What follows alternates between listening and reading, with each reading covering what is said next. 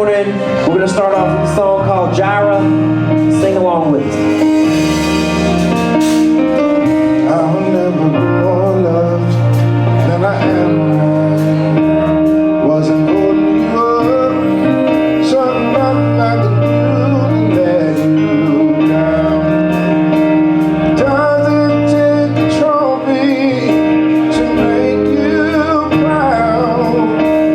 I'll never be more loved than I am right now.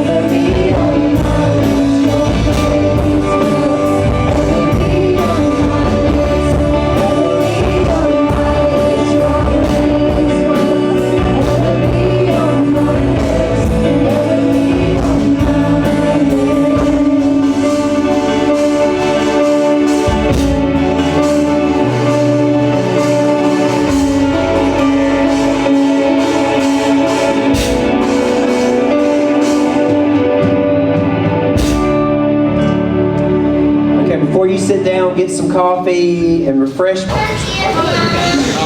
So we want to thank you for joining us again for worship this morning.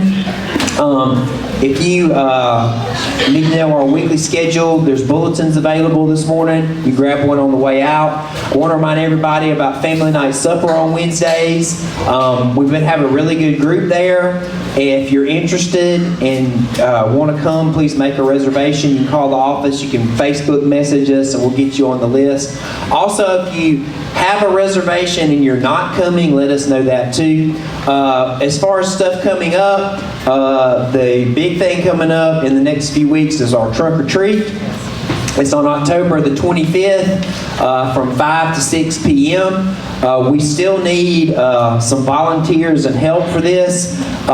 You can do a trunk if you want to. Also, last year we added some games, bounce houses, stuff like that. We always need people to help man those. So if you want to come and not fool with your car or doing the trunk thing, we can certainly use your help with that. We can also use your help with stuff like crowd control, anything like that. Also, too, if you can't come or not available and want to drop some candy off at this church or prizes for us to give out in the trunks, that's helpful. If you have committed to do a trunk, be ready to go 4:45 and we'll run the kids through your trunk. But anyway, this has grown over the years.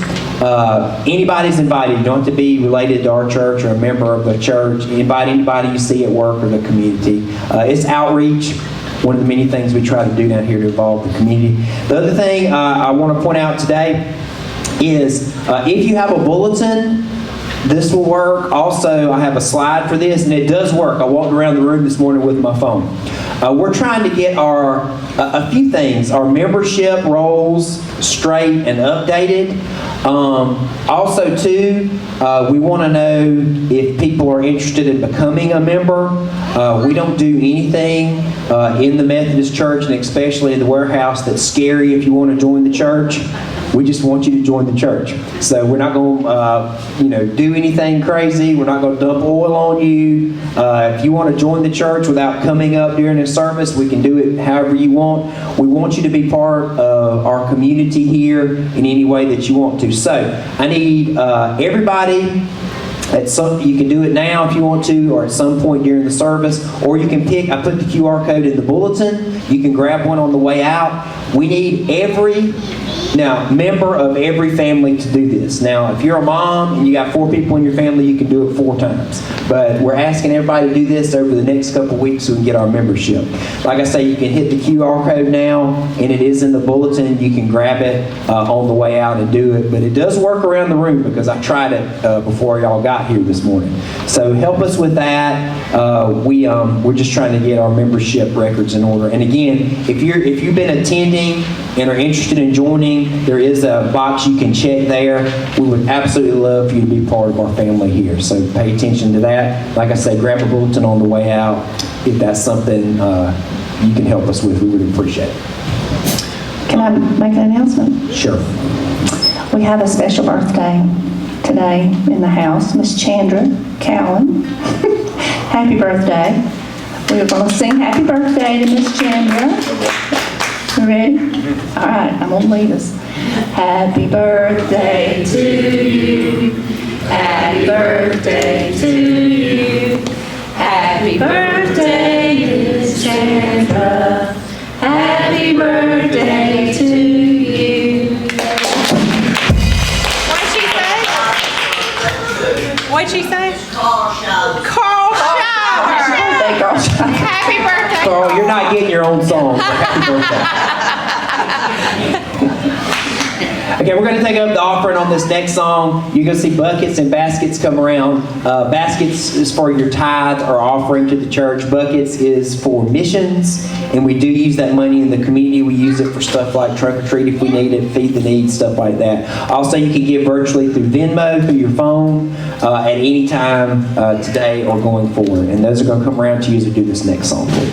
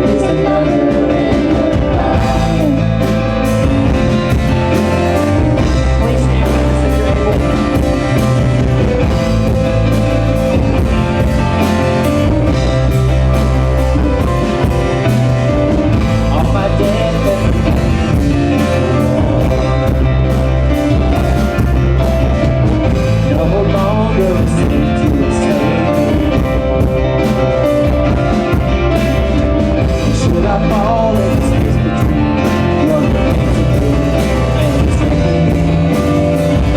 either way, I would bow to the name of Jesus. And I know I will never be alone. There is another in the fire that's standing next to me. There is another in the waters that's holding back the seas. And should I ever be reminded what power sets me free, there is a greater hope somebody. Now the power lives in me. There is another in the fire. Oh, there is another in the fire. Oh, there is another in the fire. Oh, there is another in the fire. Oh, and I can see the light in the darkness as the darkness comes to him. I can hear the roar of the weapons as the space between waves. I can feel the ground shaking beneath us and the prison walls fading. Nothing stands between us. Nothing stands between us.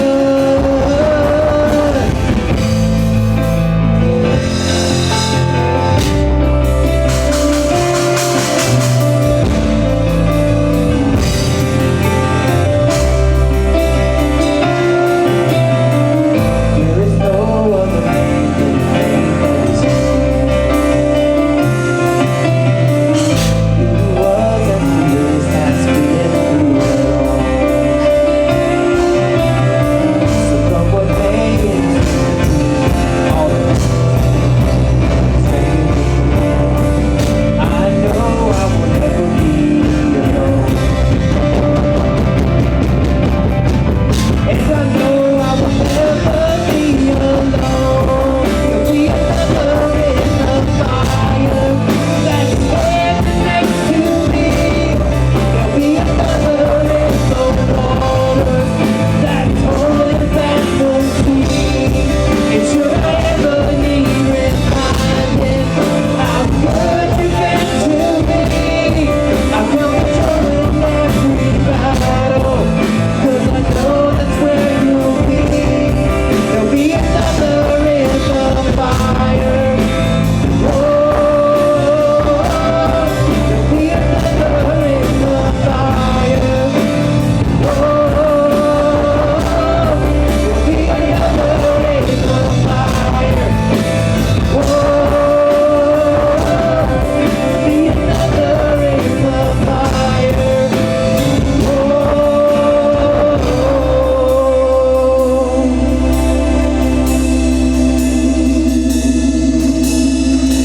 Okay, you can have a seat, and the children will go with Miss Brenda today, with Miss Brenda for Children's Church.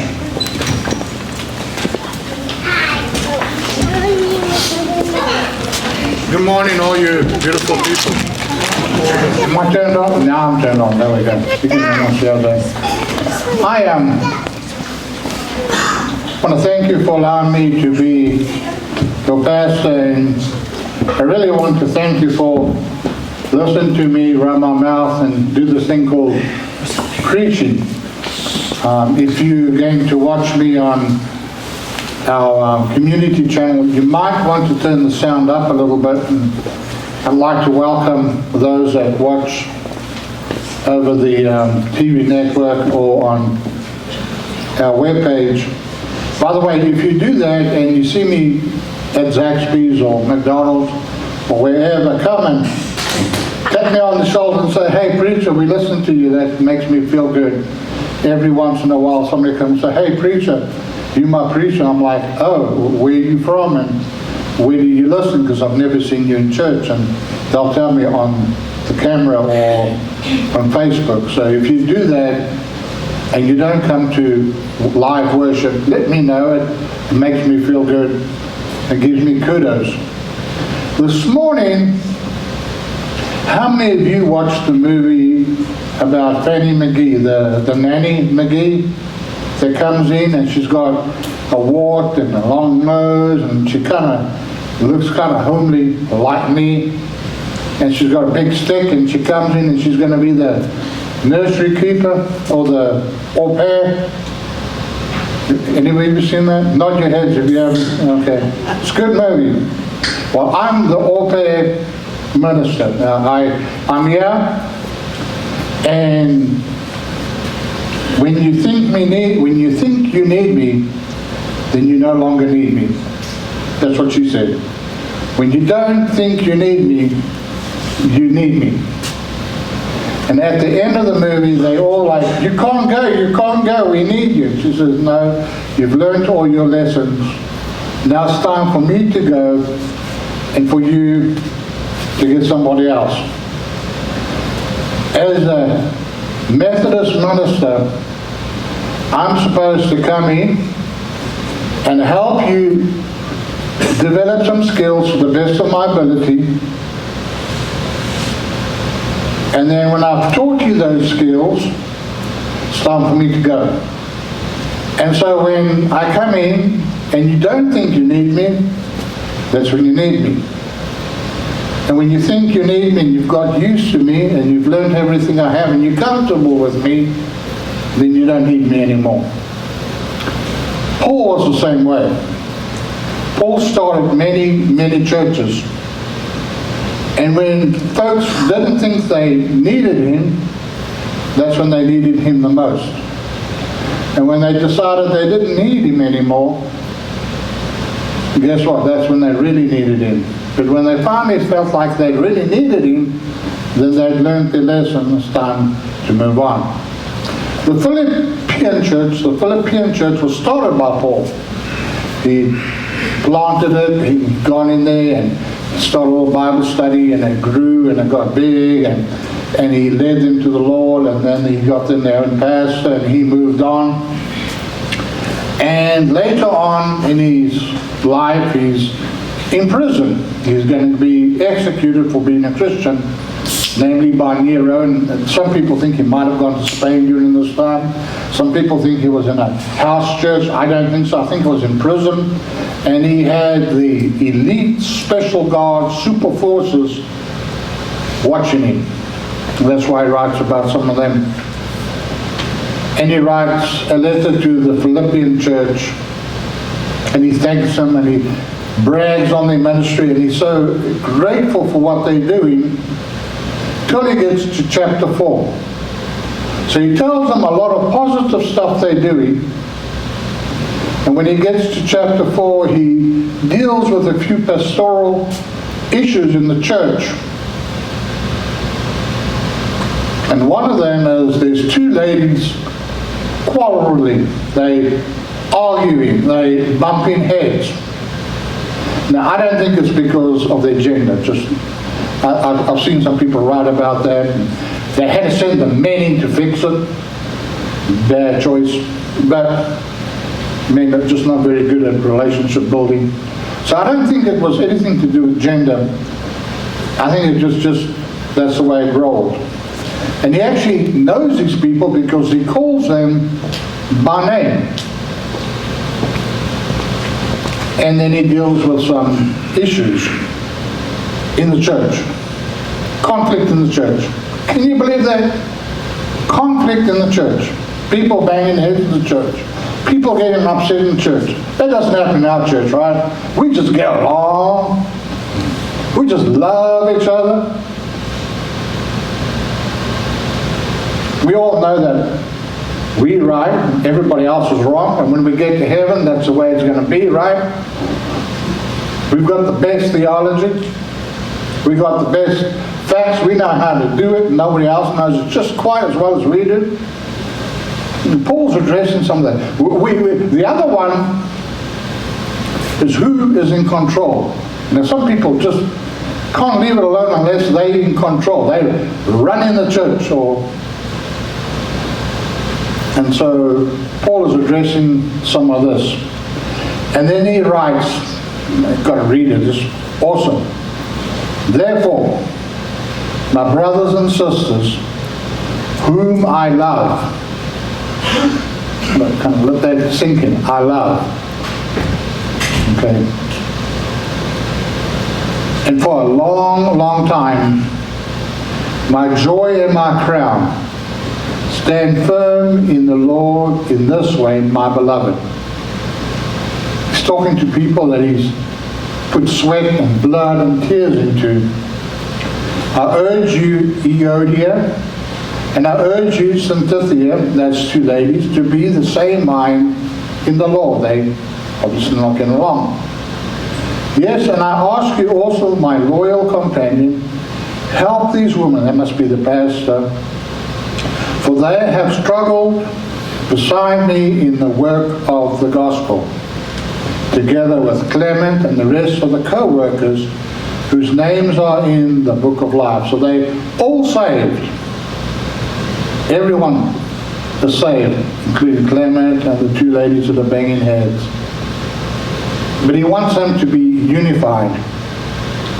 And so he starts out and he says, rejoice in the Lord always. And again I say, rejoice. Let your gentleness be known to everyone, because God is near. Do not worry about anything, but in everything by prayer and supplication, with thanksgiving let your requests be known unto the Lord. And the peace of God, which passes all understanding, will guard your hearts and your minds in Christ Jesus. Finally, you beautiful people, whatever is true, whatever is honorable, whatever is just, whatever is pure, whatever is pleasing, whatever is commendable, if there's anything excellent, and if there's anything worthy of praise, think about these things, and keep doing the things that you have learned and received and heard, seen in me and in God, and peace will be with you. So I thought about those wonderful words from Paul, and I came up with some ideas that we could use to strengthen our church family and our family at home. Almost like home improvement, except not the show Home Improvement, because that's one of my favorites, but I'm the one that gets into trouble with that one. So I'm trying to give you 6 things this morning that you could use in your home, with your children, and at church, to strengthen your relationships and make your family healthier. The first is, obviously, you will have conflict in your house. If you've got children, they're going to want to let you know they're in charge, and they want to run the house. How many of you had kids that are like, can I get a glass of water? Can I get Mom, can I use the bathroom one more time? I just didn't know. Dad, can I use your car? Dad, there's no petrol in my car. Can I get your car? I want to go out to eat tonight. You know, we go ask your mom, go ask your dad. Well, Dad said, you can give me your car. So I'm going to share some things that I think will help. I think it also help in the long run, and maybe you do them, I don't know. The first one I thought about was, Paul says you need to have fun. Your church needs to have some joy. You need to enjoy coming to church. You need to enjoy the worship songs. You need to have some fun, be it flag football, be it a picnic. You need to do something that makes church fun. It is okay to smile in church. We're not Presbyterian. Oops, I forgot to mention. Frozen chosen. It is okay to be happy in church. Nowhere in the Bible says, you know, you've got to be miserable. If you can show that to me in the Bible, then I'll have to withdraw. But so many people want to make church like you're taking out the trash. They want to make church that it's so miserable that nobody wants to go. And I think that's not the Jesus I knew. It's not the Jesus I know. I think Jesus had a sense of humor. He made me. Looking around, not saying anything, but Calvin here has a sense of humor.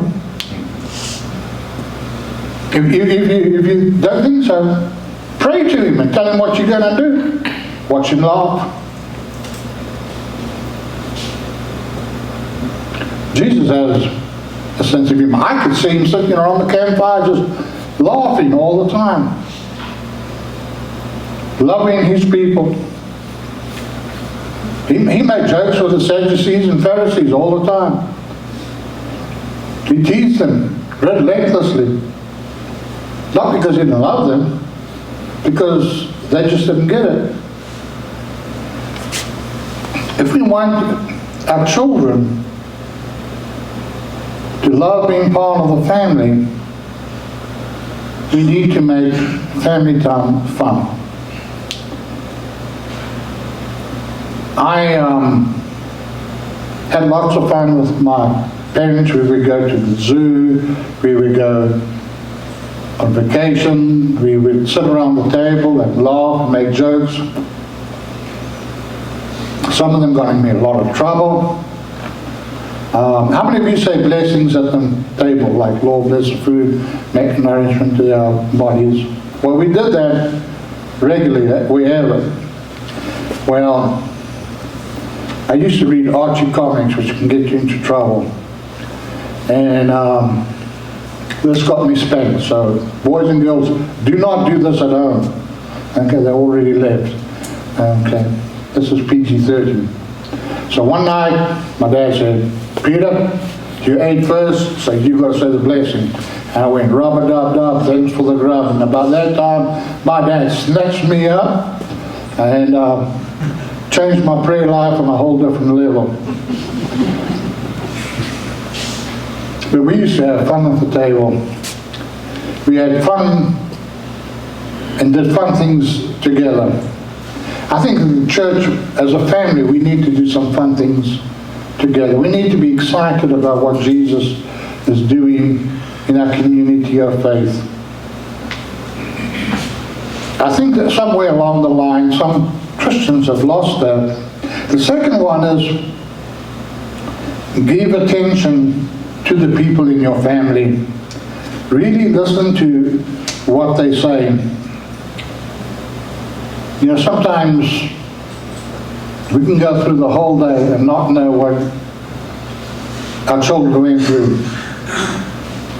You know, if you ask a child, like, particularly teenagers, how was school today? All right. So what did you do? Learn. So to get past that, I usually ask my children, what was the best part of your day? What was the worst part of your day? Obama, if you like him or not, what I like about him, he used to sit with his daughters and say, what were roses and thorns in your day?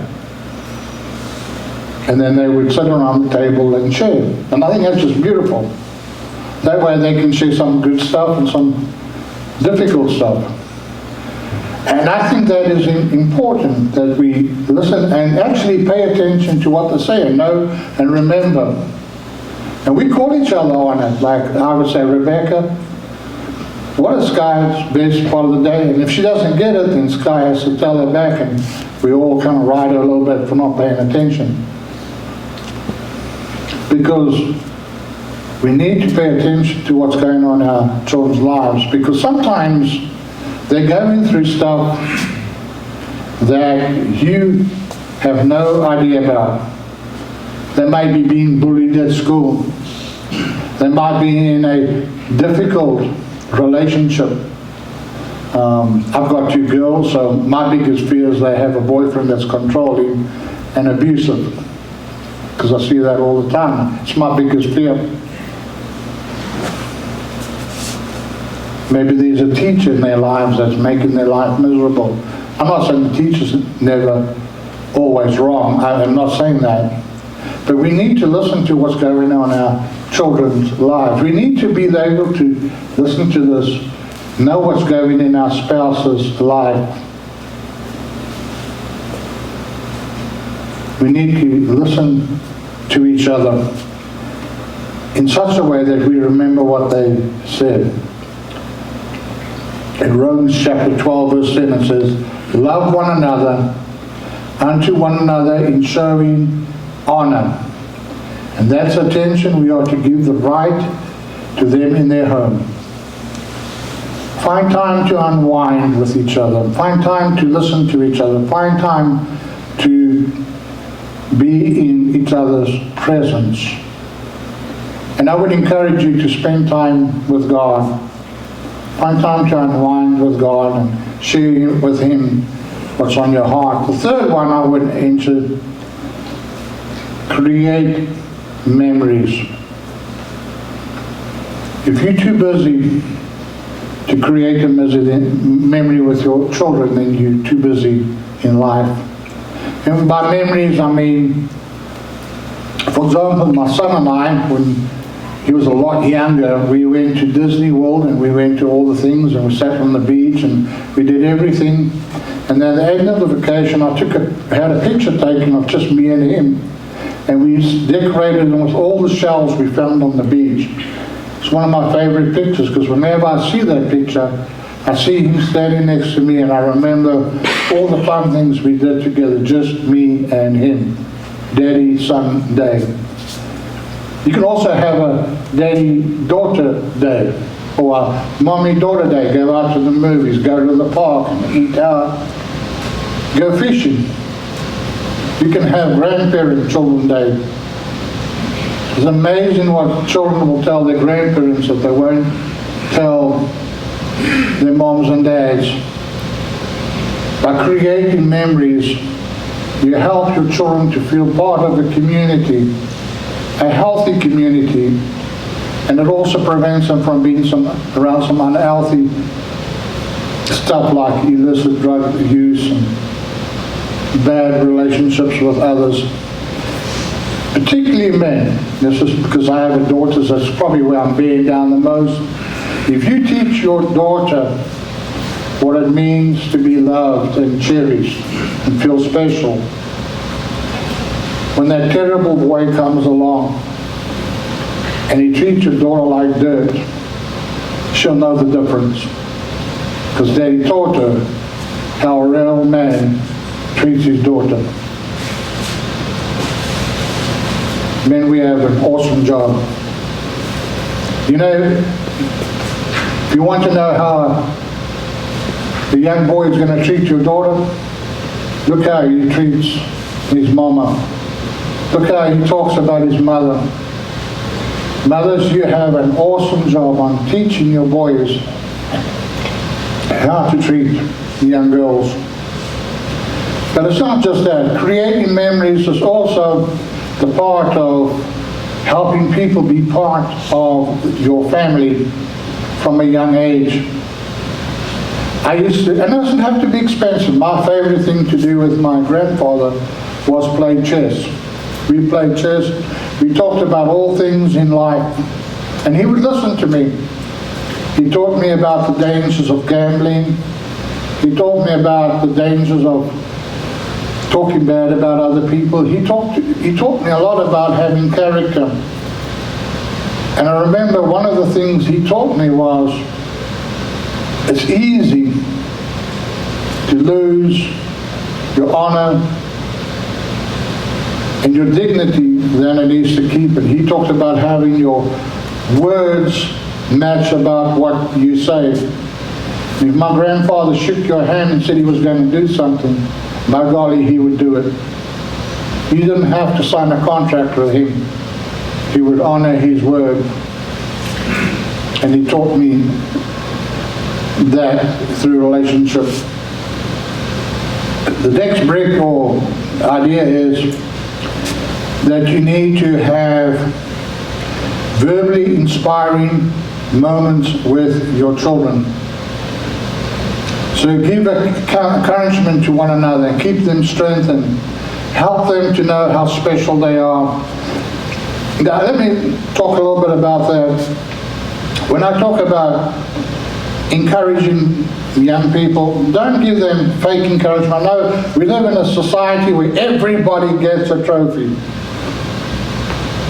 That's not what I'm talking about. Because not everybody should get a trophy. And I think that's bad karma. If somebody can't play softball, don't tell them they can. It's just not. The kids can tell if you tell them the truth or not. But you need to be able to tell children, in spite of what they do, they are still special. And that every human being has special traits. And that you need to tell them they're special just because of who they are. We need to be able to encourage children to be and know that they're fully accepted by you and that you love them in spite of their achievement. I think one of the worst things you can do is tell a child, I think you're great if you get straight 4.0s, but if you're not getting 4.0s, guess what? You're not my child, you're second-hand citizen. A child needs to be loved in spite of what they're going through. I'm not saying hold them accountable. I'm not saying that. Because if we don't hold them accountable, there's somebody with a blue light that one day will. But in spite of them messing up, they need to know, and in spite of them, whatever they do, that you still love them and that you will be there for them. Point. While I was working on my testimony, my mother had a little mini station wagon. And my best friend came over that night and the gas gauge did not work. Small little point. And this was during the day of driving. So any of you know what a driving is? That's when you drive your car and then you watch a movie and you hook a speaker up to the car. And we decided we were going to go to Nigel and pick up some girls and watch movies at the drive-in. Neither one of us had a license. So we waited till Mom went to sleep and we pushed the car out and we started it, drove out to Nigel driving, and about 10 miles or 15 miles out, ran out of gas. So we started pushing that car back home. Police came by and said, Peter, what you doing? And I said, we pushed the car back home and ran out of gas. And he says, do you think I need to call your mom? And I said, no, don't wake her up. We'll be good. She knows about it. We're all right. He did. He called my mother. But she didn't do anything. Well, 6 o'clock in that morning, we finally got that car home. We pushed that thing 10, 15 miles. I was worn out. I was ready to go to sleep. As we came down the hill to my house, guess who was sitting on the front porch? My mother. I pushed the car in. I knew I was in big trouble. I said, well, Mom, what you going to do? And she said, well, Peter, we had the police watching you all night, so we knew you were safe. I was like, oh, well, that's why you pulled over and talked to us. She said, but your punishment was pushing that car home. I think that was plenty. But I need you to know I still love you. And next time you want to use the car, why don't you just come and ask me? It'll save you a lot more heartache. And I would have told you then that the car had no gas. Lesson learned. My mother listened to me. She was very affirming, but she taught me the importance of working with your parents. And I think that's important. There's been many times I failed exams and my dad would say to me, Peter, did you do your best? And most of the time I say, yeah, I could. And then he says, well, just try again, because eventually you will get it. Another tool that I would give, or brick, or unit, something, is you need to be loving regardless of the conditions that your family's in. My favorite one about that is the prodigal son. You know, when he left and he told his daddy, I want you dead, I don't care about you, I hate you. His father still loved him. When that little boy was in the pig pen, his daddy still loved him. And when he finally came to his senses, his daddy still loved him. Wherever our children go, we need to continue to love them and reach out and share and try and reach them. I think also children watch us more than they listen to us. And so if you want your children to have a relationship with God, you have to have a relationship with God.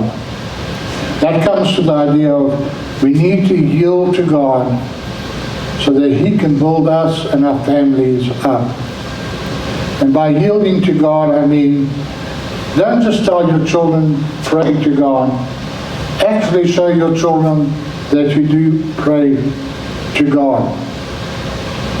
I do devotion from time to time after dinner. We don't do it every night. We don't want it to become really legalistic. Denise does her devotions at night, and she reads the Bible and prays, and sometimes she'll even sing. So we don't just tell our children to do devotions, but we actually show them that we do them. And we don't force our children like, now we're going to do, and everybody's got to do it. We don't want that. We want them to do it for themselves. I do my devotions mostly at church. In the morning I get me a cup of coffee and then I sit and complain to Jesus about the rest of you folks, and He gives me a sermon, and then we go on from there. But I encourage you to do that. If you want your children to be kind and loving and have a relationship with God, you need to just show them how you do that. Coming to church is part of it, and bringing them to church is part of it. One of my favorite ways of doing it is taking my children to, we don't have them too many over here. There's a food bank meal center or soup kitchen where homeless people are, and we used to stand in line and feed them. And at Wilmington Island, we actually used to make food once every 3 months or so, and we'd stand in line and then do soup and sandwiches and hand them out. And what that did was taught our children that there's more to life than just getting, and that part of life is giving. And there's a lot more than that you can do to that. That's one of the reasons I like this church, because we do some of those kinds of things. And now I'm about out of time, and I could share a lot more about being those kinds of people. But I think it's not just for families. I think it's also for church, that you could use these tools about being able to listen, being able to share, be yielding to God and inspiring one another and taking note of what people are going through and really listening to each other. And by doing that, we become stronger. Now, in a big community like this, that's hard to do. So as a church group, I always encourage people to become part of a smaller Bible study or Sunday school where you can thrash out some of the things you believe. It's always good, because in doing that, you get sometimes rid of your stinking thinking. Sometimes you think you have good ideas and they're not that great. And it also helps you become a better Christian. John Wesley used to talk about having small groups or classes, is what he would call them, and then that's how they grew even further. And one of the most important questions he always asked was, How is it with your soul? I'm going to leave it there. How is it with your soul this morning? Are you the kind of person that listens? Are you the kind of person that affirms? Is your soul the kind that leads by example? See, remember I talked to you about Fanny McGee? If you learn these things, guess what? You won't need me anymore.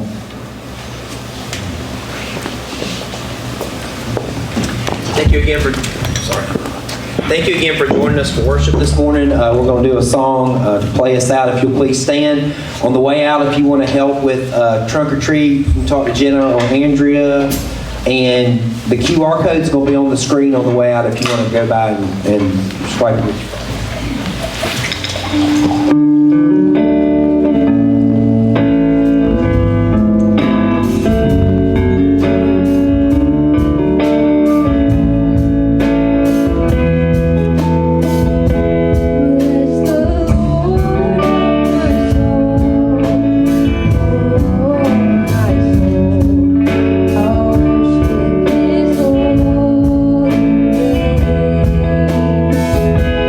Sing like never before.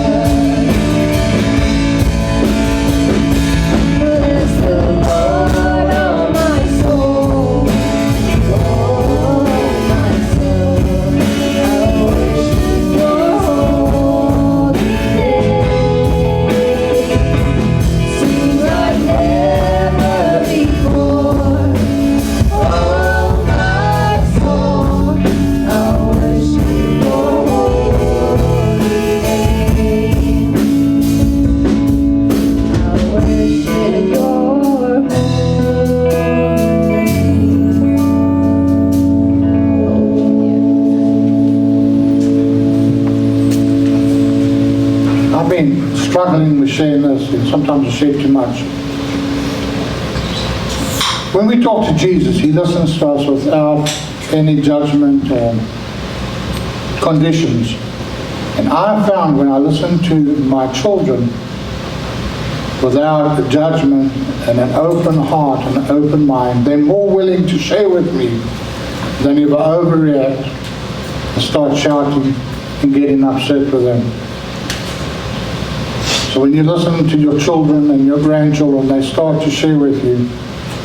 Instead of overreacting, sometimes it's good to bite your tongue and listen like Jesus, because then you can be really, really effective in being a parent and a grandparent.